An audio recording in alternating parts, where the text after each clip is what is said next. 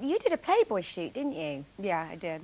When was that? Was it as recently as 2001? Yeah, it was 2001. And I had been asked through the years about posing for Playboy, and I always felt that I needed more of a reason than just taking the money, which was really good, I have to say. I'm sure it was. And actually, I was asked, I got a phone call. My mom was visiting at the time, so I asked her permission, and she said yes, and so I did it. And the only condition was that it was in character, like a 50s pinup. Right. Because otherwise I couldn't do it really as myself. It wouldn't feel comfortable. So we went to Thailand and shot it, and I was Miss August. Do you work with stylists, or is it all you? Does the style come from you?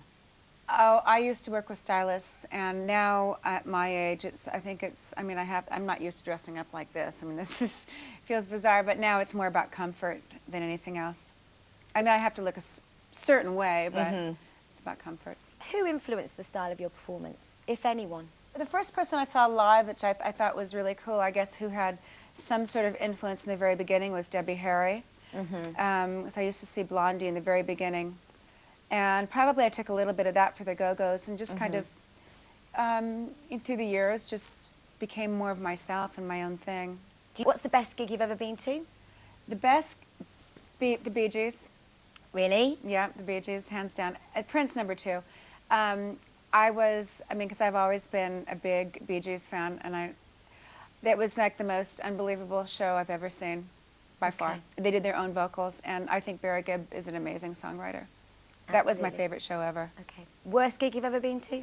The worst? I don't like saying that either. I mean, there are plenty of bad ones. I mean, even some of the great punk performers, fantastic performers, but occasionally, because of the nature of their lifestyles, terrible gigs. Didn't Iggy Pop pass out on his way to the microphone once, and actually every never even did the gig? Every Iggy gig is a great gig, you know. Iggy usually makes up for it in other ways. Okay. Is there a lyric that changed your life? You know, if I was going to say anything that comes to mind, probably California Girls.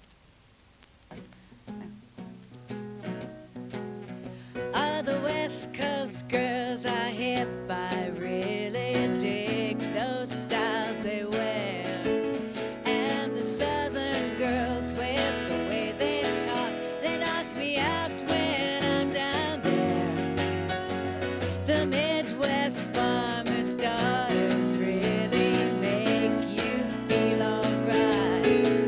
With the Northern girl, da-da-da-da-da, they keep their boyfriends warm at night. I wish they all could be California girls. I wish they all could be California girls. That's a bit low. Fantastic. Well done. I believe you're living between France and the UK, aren't you? What do you consider yourself now? Are you a Brit? Are you a Londoner? Are you French? Or are you an American living in these places? I don't really fit in anywhere, actually. When I go home, I don't really feel like an American anymore. Really? I guess I am in my blood, but I don't really feel too comfortable anywhere. I think the most comfortable I feel probably is in London, actually, because it is a mishmash of everything. Yeah. And actually, I have a lot of old friends here, and I've spent so much time here for the past 30 years. So. Do you ever go back up to Belsize Park? Is the house still up there? Yeah, it's number 49 49 Agincourt Road. 49 Agincourt Road. There's a house in the corner. God. I'm going to have to go and pay my respects now. It's only down the road from me. That's fantastic. And the new album, it's en français. Oui. Pourquoi?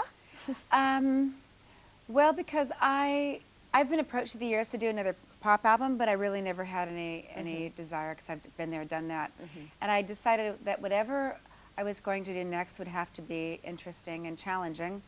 And from living and spending so much time in France for the past 14 years, became a real fan of French pop and a lot of the icons. And the idea just kind of popped out of my mouth at a music conference about 3 years ago. And we thought, might as well try it, and if it doesn't work out, then I won't do it. And it actually turned out pretty good, so we carried on and ended up making a whole album of French songs. The third track is a song off my French album called Avec le temps, and it was written and originally performed by Léo Ferré, who is a very interesting French icon, amazing man. And it's my favorite track on the album. Fantastic. Belinda, thank you so much Thank for you. talking to us.